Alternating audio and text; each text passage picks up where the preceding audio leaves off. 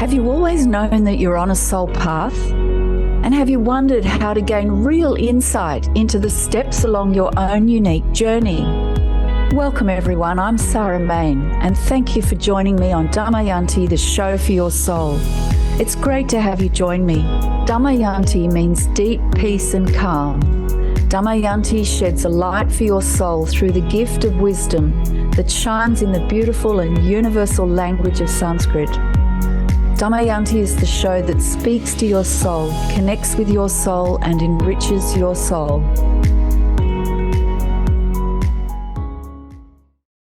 Welcome everyone. Welcome to Damayanti, the show for your soul with me, Sarah Main.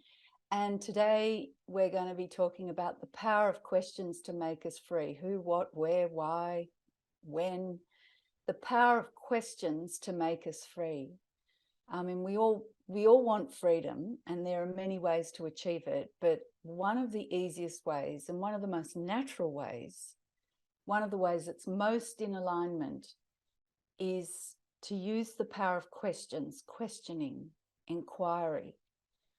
All the great teachers and traditions talk about this, and many of the great teachers proceeded via questions. People ask them questions, and their teachings are in response to those questions. And we don't realize, I think, in my experience, in my opinion, that we don't utilize questions enough, like really good questions. And Tony Robbins, you know, the sort of popular, famous motivational speaker, he said, successful people ask better questions. And as a result, they get better answers. Successful people ask better questions, and as a result, they get better answers. And this is true. Very successful people, they use questions much more, I think, than we do on an average day, because questions are fruitful, and final answers tend to close the inquiry off, obviously.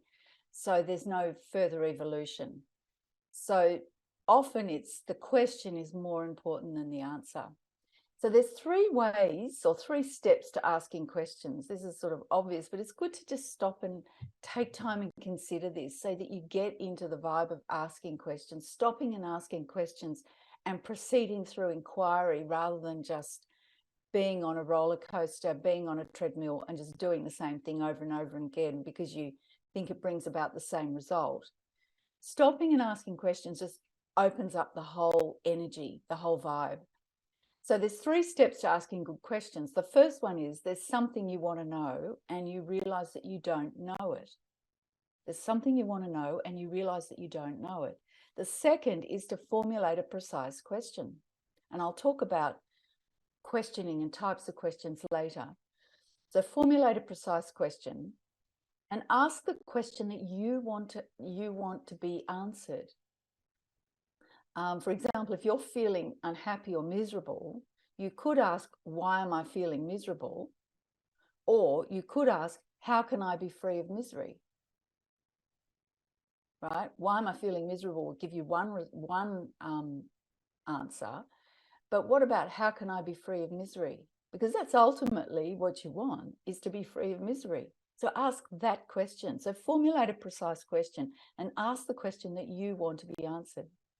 And the third step is to listen carefully when the answer comes, right? That means being in a state of receptivity without being kind of grabby, like I gotta know. Being in a state of just openness and receptivity. And we need to be ready for unexpected answers or answers that you may not want to hear. And Ram Dass said, the quieter you become, the more you can hear. The quieter you become, the more you can hear. So there's a bit more on, let's just talk about this openness and state of receptivity, because this is really, really crucial. It's being okay with not knowing, just getting comfortable with this openness where we literally don't know. And there's great potential in this not knowing. And there's great creative power in this uncertainty. So we're resting with this sense of mystery. And this is a precondition to learning from and using the questions so that we know that we don't know, and we accept our own not knowing. That's a bit circular, but we know that we don't know, and we accept this unknowing, and that we need help. And we're prepared to seek help. There's a vulnerability in this openness, and it's the vulnerability is often why we shy away from asking questions, and we just stick with some sort of known route, and we don't stop and question. So there's such power and potential in open-ended questioning, and as a teacher, utilizing it well in a class is utterly brilliant and so powerful for everyone. Like, the teacher learns as much as the students do. And everyone gets out of an open-ended question what they're ready or need to hear, or they're open to hearing. It's not just one size fits all. That's one thing I love about the open-ended question. So, not necessarily the yes, no. There's nothing wrong with yes, no questions. And I'll talk about this later again. Because as a coach, I trained after teaching, more decades of teaching, I trained as an executive coach, and I was trained, coaches use questions, you proceed through questions. And it was something that I had never really put my attention on until I started training as an executive coach. And the use of questions, one of the powerful things is, by using a question, the answer rises within yourself. Or if I was coaching, the answer rises in the client. And that means they have ownership of that knowledge, of that experience. It's not something coming from me to them. And when we use questions ourselves, it rises within ourselves, the answer, the way forward, the solution. And we have ownership of that. It's so empowering because it's come from the universe, and that's where the empowerment comes. We're not just being told by someone else. So we always need to sort of check in with ourselves, and that's where the power of questioning is so valuable. So there's nothing wrong with yes, no questions. And in my coach training, we were taught that yes, no questions do have a purpose, and they do. You use them to kind of really nail something down, get specific, get a commitment, get some truth happening in the conversation by using yes, no's, because they do cut through things.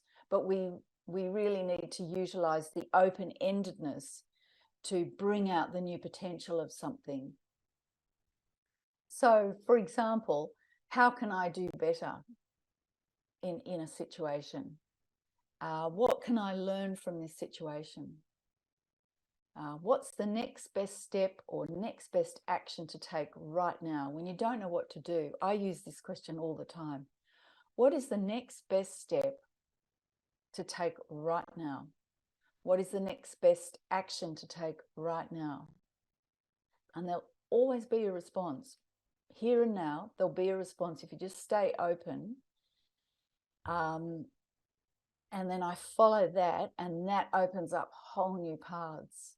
But I've got to actually stop and ask that question rather than just predict or anticipate and then take that next step. Because it's that prediction and anticipation that keeps us kind of blinkered and focused down, so we don't actually see the potential of the moment and take advantage of that. Excuse me. So we need to keep our attention focused, and it's not laser-like focus on a single point. There is a place for this. In open-ended questioning, it's that open, focused receptivity, that awareness. I've got lots of examples of people telling me about utilizing the right question. My husband was looking for a list one day, and it was a really important list that he needed for work. And he was getting quite concerned. He was a lawyer at the time, and he was concerned that he couldn't find this list, this really important list. And this was pre-computers, folks. And he just stopped, and he was going, where's this list? Where's this list? And all he could remember was the last place he put the list, or so he thought. So he went and checked that place and the list wasn't there. And now he was getting really concerned because someone had moved the list. And so he just fell still. He had that training, that wisdom. He fell still, took a moment, and he just said, where is the list now? And he just put that question out. This was in the office. And in that moment, someone working in the office walked by and said, are you all right? And he said, I'm looking for this list. And they said, oh, I saw the list sitting there and I moved it and I've put it in a safe place. Here it is. So he asked the right question in that moment. The exact right confluence of all those forces came and provided him with the list. Another example is I was at a reunion, a 10-year reunion of some students I taught, and they sat me down and said, did you know what you were doing? We know things that our friends who didn't go to the same school went to, who didn't have you as a teacher went to. We know things and can do things that other people can't. Did you know what you were doing? And they wanted to know. They asked the question. I was able to say, yes, I did know what I was doing. Excuse me. But they actually wanted to, excuse me, I'm very froggy today. They actually wanted to know. So, and they stopped and asked the question, which is phenomenal, you know, really, to have students with that level of awareness that would ask that 10 years later when they're adults. Running Damayanti and developing this platform Damayanti proceeded on questions, constantly asking, is there something we should be doing? What's the next step? Are we assuming too much? How best to move forward from here? And that is how I proceed all the time. And it's a very, very powerful thing. So Socrates, that great ancient Greek master, said the only true wisdom is in knowing that you know nothing, is in knowing that you know nothing. So that's a little overview of the power of questioning. It is the way to proceed. I mean, I'm living proof of it with Damayanti, but also the way I went from teaching. I knew I was going to leave teaching at some point, and I sat down and asked myself, what is the next step? What can I do? What is the way forward to utilize the best of what I have to offer? And I had never heard of coaching before, and within almost hours, I had heard about or learned about coaching, and I stepped forward. I did some training. I discovered so much more. And then I opened a coaching practice and I did executive coaching. And I, again, learned so much. So questioning is so powerful. So after the break, we're going to stop and have a break now. So after the break, I'm going to talk about different types of questions and how to hear the answers. In my coach training, that was one of the remarkable things I learned, was about the different types of questions, because I often proceeded on yes, no answers, and that was very much old style teaching practice. But getting comfortable with open-ended questions and then all sorts of other types of questions. And that was another great discovery. So different types of questions and how to hear the answers. So we'll be back after the break. We'll see you soon.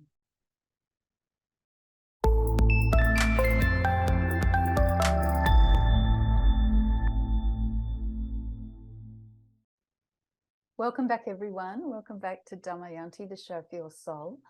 And today's show is all about the power of questions.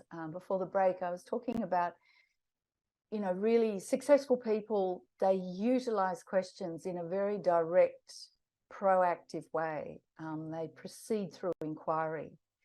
And when I was teaching, I learned more about this. And then towards the end of my teaching career, when I asked myself, I started this inquiry of what do I do next? And I discovered coaching, and I didn't know anything about it, never heard of it actually.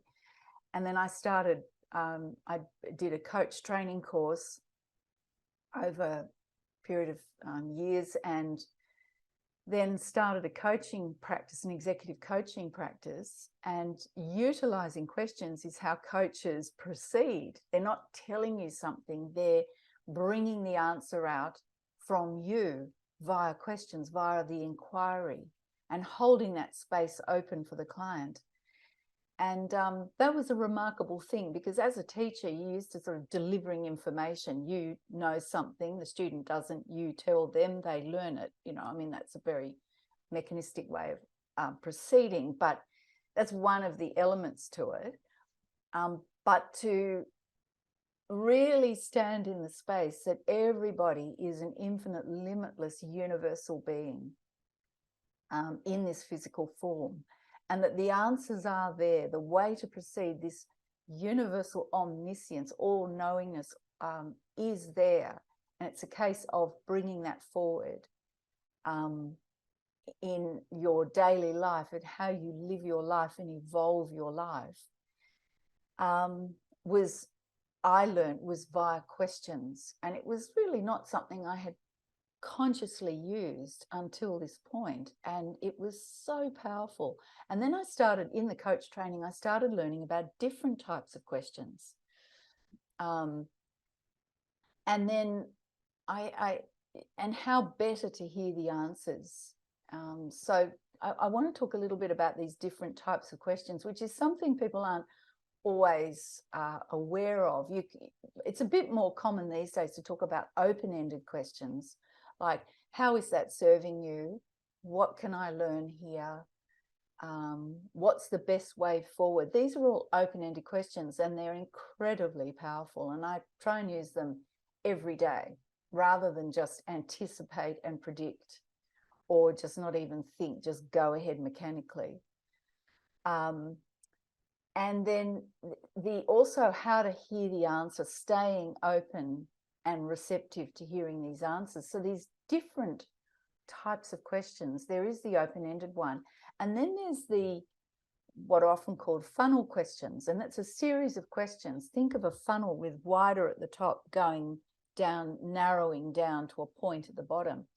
Funnel questions start open with something quite sort of general, and then they get more specific. It's a series of questions. As more information comes forward, you can get more specific. So if you want to determine how best to proceed with a project, maybe at work, or with a situation you're dealing with the family, because family situations always need a lot of inquiry, start with something open, like, well, what is the major factors in this situation?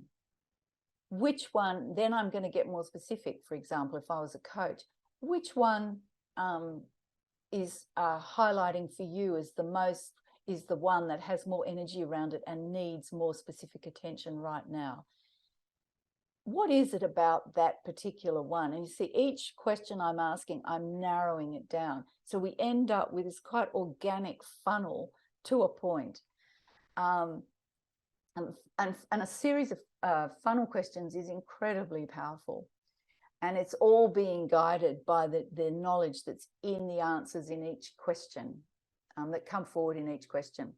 There's two-part questions. I loved these as a coach. There's two-part questions. We often have barriers and blocks within ourselves, like time and money are two of the absolute classics. And a two-part question, like, if you had all the time in the world, what could you do? It's an open-ended question, but notice that first bit. If you had all the time in the world, what could you do? That first part of the question actually removes that blockage of time, because in the Western world particularly, we carry around just innate blockages. It's in the sort of collective consciousness. The time and money are two of the major reasons or excuses or blockages as to why we don't do something, or why we can't do something. So if you take that away, if you had all the time in the world, what could you do? In your mind, that's immediately removed that one of those blockages, and the potential behind that is then allowed to come forward. If you had all the time in the world, what could you do? If money was no object, what could you do? And they're so powerful, those questions, because they do open up incredible potential in every moment. I've utilized those sorts of questions, and there's tons of ones like that. But notice 2 parts to it. And the first one removes the blockage. The second one then opens up the potential. Of course, the question of all questions for everyone is, who am I? Who am I? Sometimes asked as, what am I? These are really important questions. That one alone, who am I? What am I? Rather than an assumption, which then keeps our life and our vision narrow.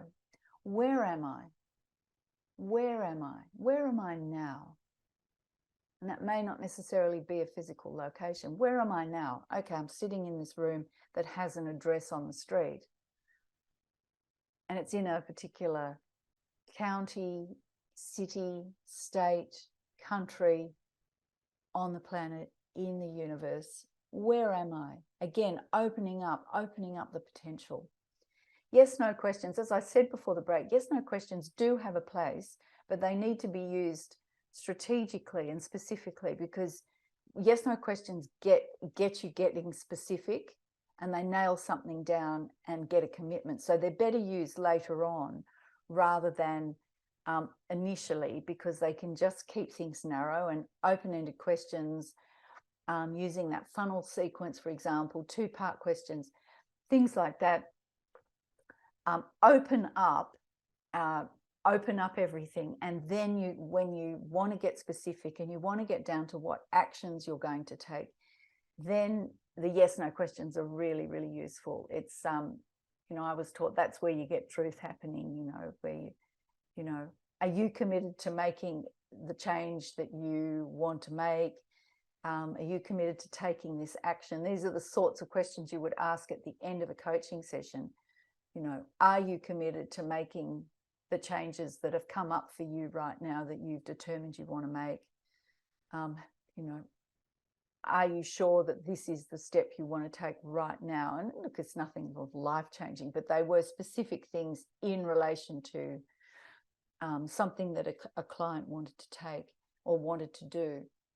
So one other example of using good questions was, apart from in my coaching, which my whole coaching practice was founded on that, and it was so powerful. I saw clients, come in and they'd lost their mojo. They didn't know what to do.